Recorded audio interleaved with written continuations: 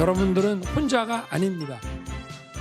여러분들 아버지, 아빠를 기억하고 여러분의 가족을 잊지 않는 국가가 늘 있다고 하는 것을 잊지 말아주시기 바랍니다.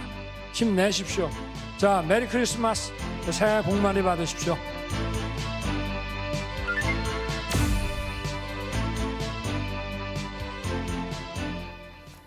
네, 올해 국가보훈부의 예산이 지난해보다 3.5% 늘어난 6조 4,057억 원으로 최종 확정됐습니다.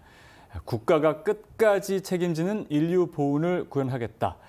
자, 관련 내용은 대담에서 자세한 이야기 나눠보겠습니다. 스튜디오에 나와 있는 국가보훈부의 오진영 보훈정책실장과 이야기 나눠봅니다. 안녕하세요, 실장님. 네, 안녕하세요. 네, 자, 실장님, 지난해에 국가보훈처가 부로 이제 승격이 됐습니다. 정말 좀 큰 변화다라고 할 수 있는데요. 또 올해 그런 것들이 반영된 예산이라고 할 수 있겠죠? 네, 그렇습니다. 말씀하신 대로 저희가 작년 6월에 62년 만에 국가보훈처에서 국가보훈부로 이제 승격이 됐는데요. 이것은 이제 윤석열 정부의 어떤 확실한 그 보훈에 관한 철학과 또 우리 보훈 대상자를 포함한 국민들의 지지와 성원이 이뤄낸 어떤 결실이 아닌가 하는 생각을 하는데요.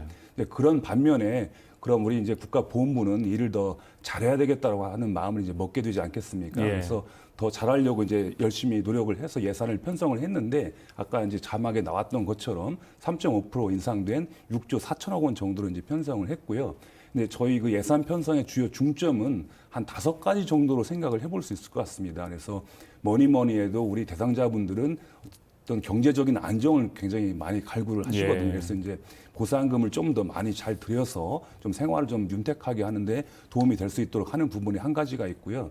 두 번째는 이분들이 조금 이제 다른 연령대들보다도 좀 더 고령화가 많이 되시고 하다 보니까 의료에 관한 이제 욕구도 굉장히 많으시거든요. 그래서 의료에 들어가는 예산을 좀 더 많이 편성을 했고 또 세 번째로는 국가가 굉장히 좀 환경이 어려워지고 세계적으로도 마찬가지 상황 아니겠습니까? 그래서 우리 국민들이 어떻게 보면 국가를 생각하는 마음 또 혹은 공동체를 위해서 희생했던 그런 분들을 기억하는 마음들이 조금 줄어들고 있지 않나 어떤 노파심도 있는데 이제 그런 것들을 대비하기 위해서 보훈 문화를 일상 속에서 확산하기 위한 어떤 그런 정책 예산들을 많이 편성을 했고 또 네 번째로는 아까 말씀드렸던 그 의료 부분과 마찬가지 상황에서 많이들 참 안타깝지만 돌아가시고 계시거든요. 그래서 이분들을 끝까지 잘 모시기 위해서는 그 묘지에 관한 부분들이 또 굉장히 인프라가 좋아야 되는데 이제 그런 쪽으로 또 예산을 또 많이 편성했고 마지막으로는 현재 이제 이 제복을 입고 우리의 그 안녕과 평온을 지켜주는 어떤 공동체를 위해서 일하시는 분들, 그 맨인 유니폼이라고 해서 MIU라고도 어떤 영어 약칭을 쓰기도 하는데요. 이분들을 위해서 이제 그 대부분은 제대군인이시겠지만 어떻게 하면 더 잘 도와드릴까 그런 목적으로 예산을 편성하는 데 중점을 두었습니다. 네, 여러 가지 말씀해 주셨는데 이제 자세하게 좀 짚어보도록 하겠습니다.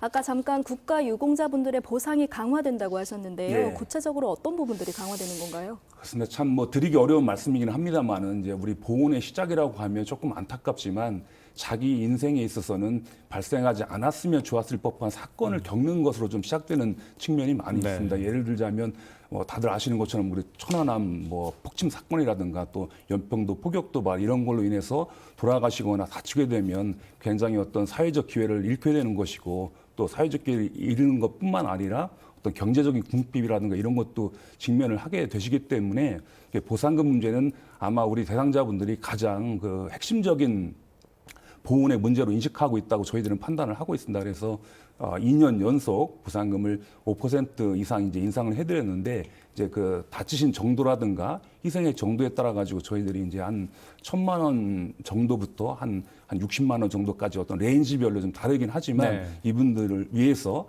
2년 연속 5% 정도 인상을 했다라고 하는 것이고요. 또 이제 참전하신 분들은 참전한 어떤 그 공로에 관해서 국민들이 그 어떤 감사의 마음으로 참전 명예수당을 생각하시는 부분이 있는데 그런 부분도 3만 원 또 이제 인상을 해서 좀 섭섭하시더라도 저희들이 좀 노력을 했다는 점 말씀드리고요. 또 한편으로는 그 좀 아까 이제 희생과 공헌의 정도에 따라서 액수가 좀 달라진다고 하는데 좀 뭐라고 할까 좀 부족하다라고 느끼시는 분들이 또 몇 그룹이 있습니다. 예. 그래서 예를 들자면 이제 상위 등급이 가장 낮은 등급 분들은 한 또 좀 더 많은 어떤 지원이 있기를 바라시는데 예, 그 부분도 저희들이 좀 신경을 썼고 또 6.25 전몰 군경 자녀들 중에서도 또 적은 금액을 받으시는 분들을 위해서 기본 5%에다가 12.5% 정도에서 또 추가적인 인상을 또 해드렸습니다. 그래서 네. 그런 부분도 있고요. 그다음에 또 한 가지는 이제 생활이 어려우신 분들을 위해서 그 생활조정수당이라든가 생계지원금을 드리고 있는데 이 부분도 10% 정도 인상을 했습니다. 그래서 어느 정도는 뭐 만족스럽진 않지만 저희들이 열심히 노력했다는 점 좀 이해를 해주십사 부탁을 드리는 거고요. 또 한편으로는 이제 수급 자격에 관한 문제가 있는데 예전에는 그 부양 의무자가 계시면은 좀 수급 자격이 좀 안 되는 그런 측면이 있었는데 그런 제약을 좀 없애가지고 좀 더 많은 분들이 한 10,000명 정도 저희들이 예상하는데 그런 분들이 더 혜택을 볼 수 있도록 이렇게 좀 잘 준비를 했습니다. 네, 지금 말씀하신 그런 부분들이 조금이나마 마음을 좀 이렇게 따뜻하게 해주는 데 도움이 되지 않을까라는 생각을 해보고요. 그리고 이제 보훈 가족들에 대한 어떤 의료 환경 이런 부분도 많이 신경을 쓰셨다고 얘기를 들었는데 보훈 가족 마음 치유 센터가 출범한다고요? 그렇습니다. 예. 그거는 이제 지금 아까도 말씀드렸지만 자기의 인생에서 겪지 않았어야 할 어떤 사건, 뭐 예를 들자면 자기의 어떤 신체적인 뭐 상실이라든가 혹은 그 자녀의 입장에서 본다 그러면 그 아버지나 어머니의 어떤 부재 이런 것들을 겪게 되는 거지 않습니까? 네. 예, 그러다 보니까 굉장히 심리적으로 좀 트라우마를 겪으시는 분들도 많고 그런데 저희들이 진지하게 그런 부분들을 이제 노력을 해왔습니다. 그래서 저희 그 각종 그 지방 관서가 있는데 거기에 이제 심리재활센터라고 해서 운영을 했었거든요. 근데 운영을 하다 보니까 이분들이 그 행정기관에 들어와 가지고 본인들의 어떤 심리적인 그런 상황을 좀 구체적으로 말씀드리고 하는 것은 좀 적절치 않은 어떤 그 상황을 우리가 이제 발견을 했습니다. 예. 그래서 요거를 이 행정기관에 설치하는 것이 아니고 전국에 있는 그 보훈병원에 인접해서 설치를 해가지고 오히려 이제 어떤 그 자기의 심리적인 치료 문제와 함께 이렇게 좀 연결해서 잘 케어받을 수 있도록 하는 시스템을 만들기 위해서 저희가 이제 보훈 가족 마음 치유 센터라고 명칭을 변경해서 이제 출범을 할 계획입니다. 예. 예. 그렇군요. 네. 2024년에 이제 관련 시설이 그러니까 서울 또 이제 대구, 부산 예. 이렇게 이제 앞으로 진행이 되네요. 예. 그렇군요. 많이 이용하시면 좋겠습니다, 여러분. 네. 예. 또 한 가지로는 이제 네. 저희들 그 아까도 이제 고령화를 말씀을 드렸습니다만은 이분들이 이제 바로 그 병원에서 인접해서 이제 재활도 받으시고 요양도 하실 수 있도록 예전에는 다 따로따로 이렇게 운영이 됐다 그러면은 예. 요걸 이제 같은 곳에서 할 수 있도록 하기 위해서 21년도에는 그 재활센터를 부산에 설치했고 또 22년도에는 광주, 또 23년에는 대전에 했는데 올해는 이제 9월 달에 대구에도 이제 설치가 됩니다. 그리고 요양병원은 14년에 이제 서울에 있는 중앙보훈요양병원을 설치를 했었고 22년도에 광주 보훈요양병원을 개원을 했는데 금년에는 3월 달에 이제 부산에 또 이제 열어가지고 우리 대상자분들이 훨씬 더 가까이에서 이제 치료와 재활 요양을 한꺼번에 받으실 수 있게끔 하는 그런 서비스를 제공을 해드릴 생각입니다. 예. 그리고 이제 마지막으로는 의료 쪽과 관련해 가지고 우리 대상자분들이 굉장히 그 이제 좀 많이 이제 불편해 하시는 분들이 많이 계시거든요. 그러다 보니까 가장 가까이에서 좀 병원을 좀 가고 싶으시다라고 하는데 보훈병원은 어떤 한계가 있으니까 이분들에게 이제 그 인접해 있는 곳에 가실 수 있도록 위탁병원 제도를 운영을 하고 있거든요. 네. 그래서 지금 현재는 약 한 702개소인데 요거를 금년도에는 약 그 시군구별 4개소 수준이 되는 이제 916개소로 늘리고 2027년까지는 한 5개 정도 수준인 1140개소로 확대해 가지고 좀 더 가까이에서 편리하게 병원을 좀 다니실 수 있도록 그렇게 저희들이 그 도와드릴 생각입니다. 네. 예. 주변에 보훈병원이 좀 멀다 싶으신 분들은 위탁병원을 한번 이용해 보시는 그렇죠. 것도 굉장히 좋을 예. 것 네, 같습니다. 네, 지금도 많이 이제 이용은 하시는데 네. 그 이제 숫자가 좀 적다고 하시는 그런 말씀들을 많이 하시거든요. 그래서 네. 저희들이 노력을 좀 많이 하고 있는데 아직도 좀 뭐 부족하다고 하시는 말씀들은 많이 하고 계신 것 같습니다. 예, 앞으로 네. 계속 또 늘어나겠죠. 예. 네, 그리고 이제 제복의 영웅들 사업을 좀 짚어보겠습니다. 6.25 참전 유공자를 대상으로 이뤄졌던 사업인데요. 다들 제복을 멋지게 입으시고 사진을 찍으셨던 모습이 아직도 눈에 선하고 가슴이 네. 뭉클해졌던 그런 사업인데요. 이 사업이 좀 확대될 예정이라고요. 그렇습니다. 저희들이 이제 이 사업을 해보니까 굉장히 이제 호평을 많이 받았고 성과가 높다고 판단을 하고 있는데요. 아마 앵커님들도 보셨다시피 네. 해외에서 이제 해외 참전 용사들이 들어오면 왠지 모르게 그분들은 굉장히 좀 멋있어 보이기도 하고 그러지 않습니까? 예. 근데 우리 대상자분들은 조금 이제 그런 면에서는 저희들이 좀 보살핌이 좀 덜하지 않았나 하는 어떤 반성을 좀 해봤습니다. 그래서 이제 그 제복을 이렇게 드리고 하다 보니까 어떤 분들은 이거를 내 수의로 쓰시겠다라고 하는 분도 나올 정도로 굉장히 그 가슴 뭉클한 그런 이야기도 많이 해주시는데, 그래서 작년에는 이제 6.25에 참전하신 분들 한 3만 6천 명에 대해서 저희들이 이제 제복을 드렸다면 올해는 한 17만 명 정도가 예상이 되는데요. 그 월남전에 참전하셨던 분들에게 제복을 드려가지고 뭔가 국가가 이분들의 그 희생과 기여를 잊지 않고 있다라고 하는 거를 이제 상징적으로라도 좀 잘 보여드리려고 노력을 하려고 준비를 하고 있습니다. 네. 예. 참 그리고 또 이제 윤석열 대통령이 국가가 여러분의 아빠 노릇을 잘 하겠다 또 이런 이야기를 했습니다. 이와 관련해서 또 국가보훈과 또 많은 일들을 하고 있는 것 같아요.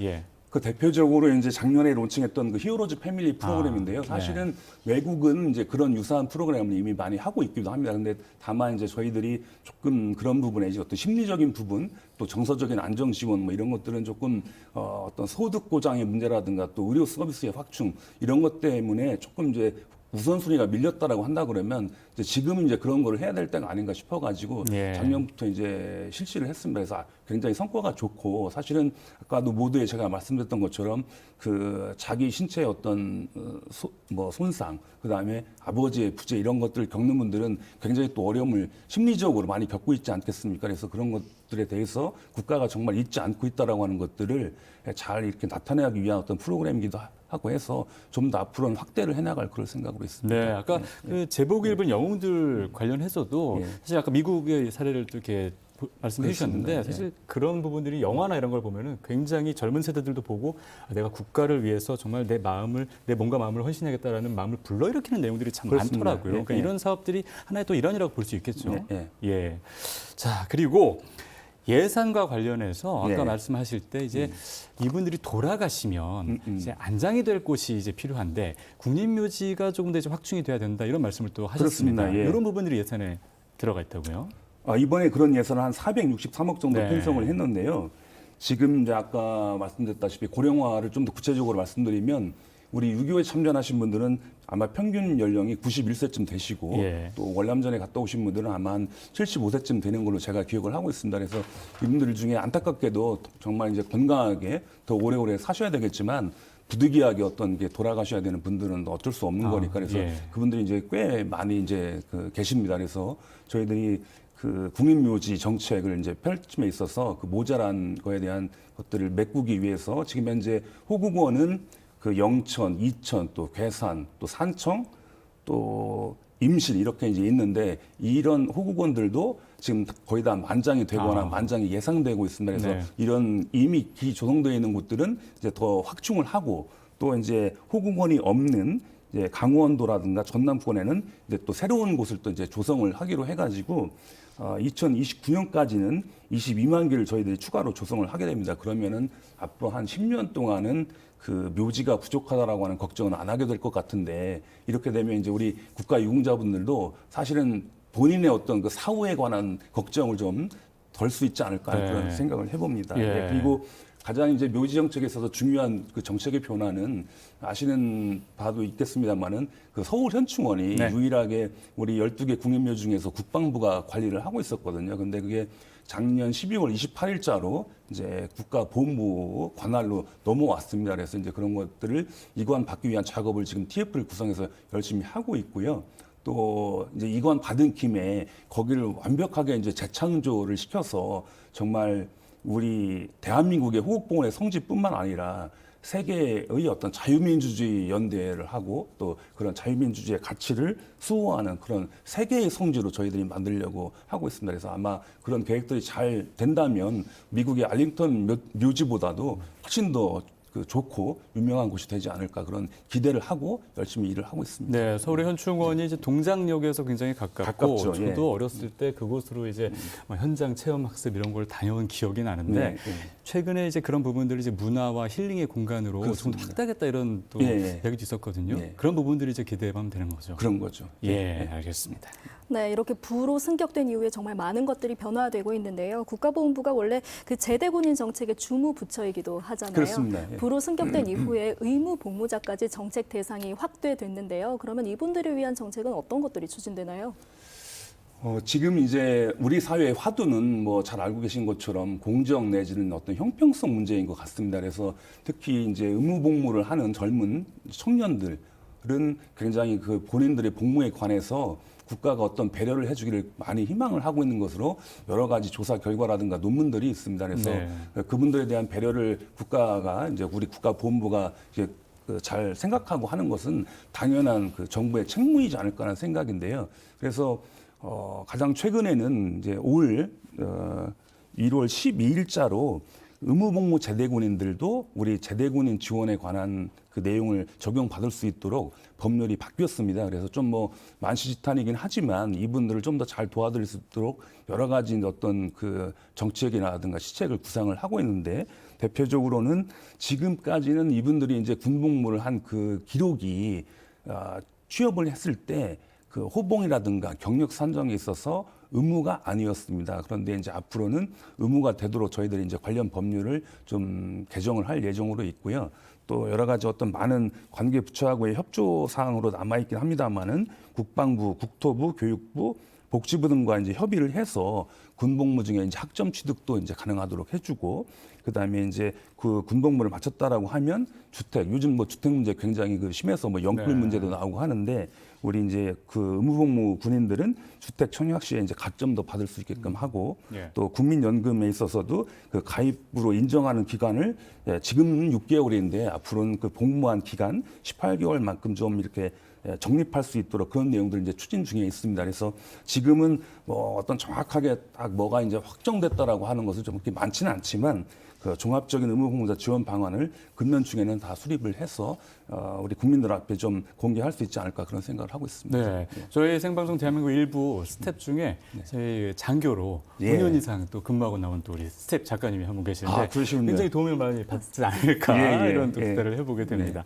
자, 그리고 이제 국가보훈부로 승격이 된 이후에 지금 여러 가지 많은 그런 정책들을 말씀해 주셨는데 또 이런 정책들을 연구하고 개발해서 더 나은 정책으로 나아가는 그런 부분도 필요하지 않겠습니까? 그래서 그렇죠. 지금 예. 여러 가지 아이디어를 가지고 계시다고 하는데 어떤 것들이 있나요?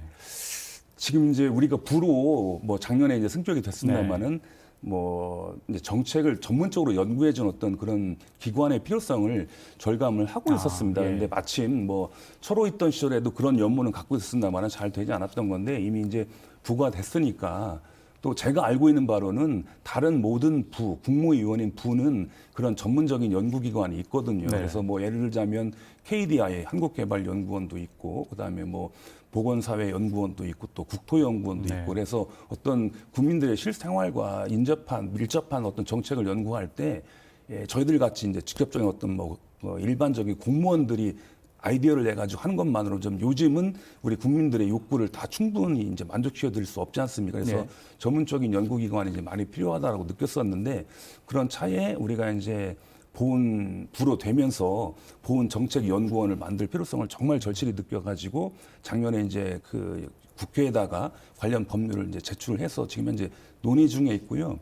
앞으로 이제 그런 기관이 만들어진다고 한다 그러면 제가 예산 편성의 어떤 5가지 중점 방향을 말씀드렸지 네, 않습니까? 이제 보상, 의료, 그다음에 보험문화 확산, 또 제대군인 지원, 또 묘지 정책 이런 것들을 일반 공무원들이 이 시각이 아니라 좀 더 전문적이고 체계적으로 해가지고 우리 보훈행정이 뭐 한 단계가 아니라 2단계, 3단계 업그레이드를 네. 할 수 있는 뭐 그런 기관으로 만들어 보려고 열심히 준비를 하고 있습니다. 예.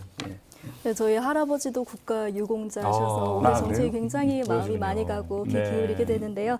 자, 그러면 이 영웅분들, 유공자분들이 실질적으로 보상과 예우를 받기 위해서 앞으로 어떤 계획 가지고 계신지 마무리 말씀으로 부탁드립니다. 마무리요. 예. 사실 이제 보훈이라고 하면은 제가 생각하기에는 아시겠지만 어떤 상징 정책이 대표적인 거 아니겠습니까? 그래서 뭐 군사력이라든가 경제력이 어떤 하드 파워라고 한다면 국력에 우리 보훈은 소프트 파워다 이렇게도 말씀드릴 수 있을 것 같고요. 그래서 어떻게 보면 이제 우리가 잘 살고 또 뭐 경제적으로 또 뭐 부유해지고 이런 것들을 하기 위해서는 정말로 그런 것들을 끌어낼 수 있는 어떤 그 국가의 동력 기제, 운영 기제가 있어야 되는데 그거야말로 저는 보훈이라고 생각을 네. 하거든요. 그래서 해외의 사례를 조금만 말씀드리면 그 프랑스 같은 경우는 이런 보훈을 이제 기억의 부채다. 국민들이 기억의 빚을 지고 있다. 이런 말을 한다고 해요. 이게 뭐냐면 이제 공동체를 위한 희생에 대해서 국민들이 돌아보고 또 그들을 배려하고 하는 것은 이게 어떤 국민의 4대 의무인 것처럼 네. 우리도 뭐 5대 의무라고도 할 수 있겠죠. 그래서 반드시 그러한 그 의무라고도 생각할 수 있을 정도로 중요한 정책 내용이고 한데 조금은 우리 국민들이 너무나 지금 어떤 뭐 경쟁 사회다 또 혹은 뭐 여러 가지 어떤 사회 문제다 이렇게 해서 보훈에 관한 인식이 그렇게 아주 높다라고 평가를 해보기는 좀 어렵지 않나 하는 그런 뭐 자성도 좀 하고 있습니다. 그래서 그런 것들을 하기 위해서 아까 말씀드렸던 보훈 분야 확산을 좀 더 열심히 하겠다는 생각이고 또 한편으로는 보훈이라고 하는 것이 국가가 일방적으로 국민들에게 계속 뭐 어떤 서비스를 제공하고 이런 것이 아니라 제가 말씀드렸던 것처럼 국민들이 정말 한번 내가 살고 있는 공동체, 국가를 생각해 볼 수 있는 기회를 자발적으로라도 좀 더 많이 가져주시면 우리나라가 좀 더 멋있는 나라로 성장하고 발전할 수 있지 않을까 하는 그런 다짐을 한번 해봅니다. 네, 지금 말씀하신 그런 부분들 특히 이제 젊은 세대들이 네, 그렇습니다. 더 함께 공감하면 지금 그런 어떤 보훈 사회가 이루어지지 않을까라는 생각 해봅니다. 자, 지금까지 국가보훈부의 오진영 보훈정책실장과 함께 이야기 나눴습니다. 오늘 말씀 고맙습니다. 네, 감사합니다.